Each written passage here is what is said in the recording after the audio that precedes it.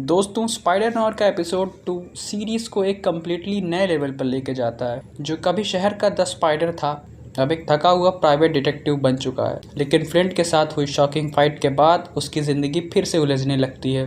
तो चलिए पूरे एपिसोड को डिटेल में समझते हैं। एपिसोड की शुरुआत बेन रायली के ऑफिस से होती है। रात की फाइट के बाद बेन अभी भी शॉक में है। उसने अपनी आंखों से देखा था कि फ्लिंट मार्को का शरीर पूरी तरह से रेत में बदल गया था।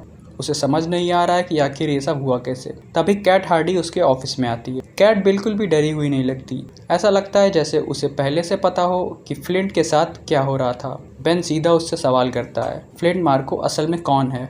लेकिन कैट उसका सीधा जवाब नहीं देती। वो बेन को बताती है कि फ्लिंट गायब हो चुका है और उसे ढूंढना बहुत ज़रूरी है। यह बेन को पहली बार महसूस होता है कि कैट उससे सच छुपा रही है। दोनों के बीच का कन्वर्सेशन काफ़ी इंटेंस होता है। कैट बार बार बात को घुमाती है और बेन हर जवाब के पीछे छुपा सच ढूंढने की कोशिश करता है।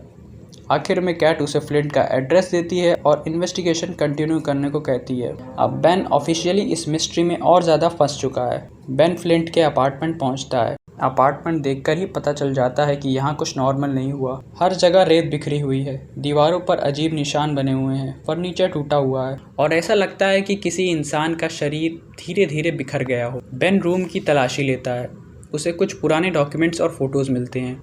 यहीं एक बड़ा क्लू सामने आता है। फ्लिंट मार्को का कनेक्शन सिर्फ क्रिमिनल से नहीं, बाकी कुछ और सुपर पावर्ड लोगों से भी था और उसकी पहचान एडिसन नाम के आदमी से भी थी, जो पहले एपिसोड में मर गया था। अब बेन को समझ आने लगता है कि ये सारे केसेस एक दूसरे से कनेक्टेड हैं। दूसरी तरफ रॉबी रॉबर्टसन भी अपनी इन्वेस्टिगेशन कर रहा होता है। रॉबी एक जर्नलिस्ट है। उसे लगता है कि सिटी में जो कुछ हो रहा है उसके पीछे बहुत बड़ा कंस्पिरेसी है। वो एडिसन के पुराने रिकॉर्ड्स ढूंढने लगता है। इन्वेस्टिगेशन के दौरान उसे एक पुराना अपार्टमेंट मिलता है जहाँ एडिसन रहता था।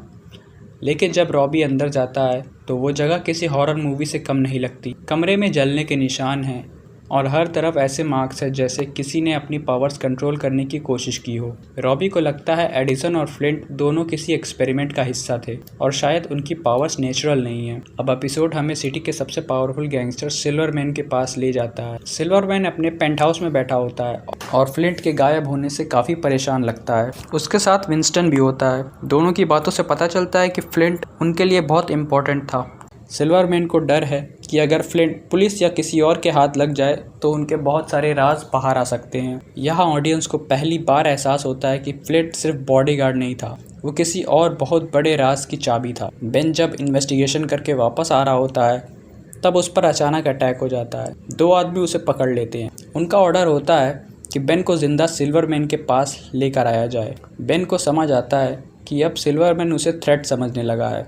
कार के अंदर बेन को मारने की कोशिश की जाती है, लेकिन यहाँ एक इंटरेस्टिंग चीज़ होती है। बेन मजबूर होकर अपनी स्पाइडर पावर्स का यूज़ करता है। वो आदमियों को चकमा देकर एस्केप कर जाता है, लेकिन एस्केप करते वक्त उसके दिमाग में एक ही बात चल रही होती है, मैं जितना स्पाइडर बनने से भागता हूँ उतना ही स्पाइडर मेरी ज़िंदगी में वापस आ रहा है। एपिसोड का सबसे स्ट्रॉन्ग पार्ट बेन का इंटरनल स्ट्रगल है। वो अपनी पावर से नफरत नहीं करता, लेकिन उन पावर्स की वजह से उसने अपनी पुरानी ज़िंदगी खो दी थी। उसने प्यार खोया, उसने अपने दोस्त खोए और इसीलिए उसने मास्क उतार दिया था। एपिसोड के लास्ट पार्ट में सब कुछ बदल जाता है। सिल्वरमैन कुछ बड़ा करने वाला होता है। बेन को लगता है कि अगर उसने अभी कुछ नहीं किया तो बहुत लोग मर सकते हैं और फिर आता है वो मोमेंट जिसको सबका इंतज़ार था। बेन अपना पुराना स्पाइडर सूट निकालता है। कई सालों बाद वो दोबारा अपना मास्क पहनता है। बैकग्राउंड म्यूजिक के साथ ये सीन लिटरली गूज़बम्प्स दे देता है। अब बेन रायली नहीं, द स्पाइडर वापस आ चुका है। स्पाइडर सीधा सिल्वरमैन के ऑपरेशन पर अटैक कर देता है। रोड पर गैंगस्टर्स की गाड़ियां दौड़ रही होती हैं और अचानक स्पाइडर उनके ऊपर आ गिरता है। यहाँ एक ज़बरदस्त एक्शन सीक्वेंस देखने को मिलता है। मूविंग कार्स के ऊपर जंप करता है, गनमैन को हराता है और अपनी पुरानी स्टाइल में सरकास्टिक डायलॉग्स भी बोलता है। गैंगस्टर्स को समझ ही नहीं आता कि उन पर अटैक किसने किया।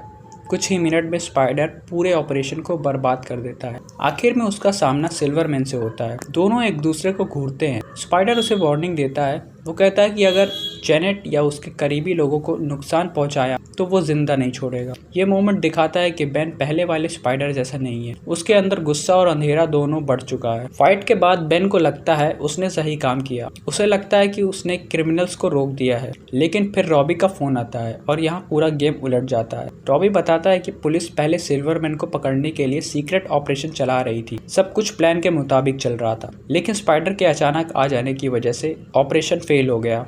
पुलिस कई क्रिमिनल को पकड़ लेती है, लेकिन सबसे इम्पोर्टेंट आदमी सिल्वरमैन बच के निकल जाता है। ये सुनते ही बेन शॉक हो जाता है। उसने हीरो बनने की कोशिश की थी, लेकिन उसकी वजह से विलन बच निकला। और इसी के साथ एपिसोड एक इमोशनल नोट पर खत्म होता है।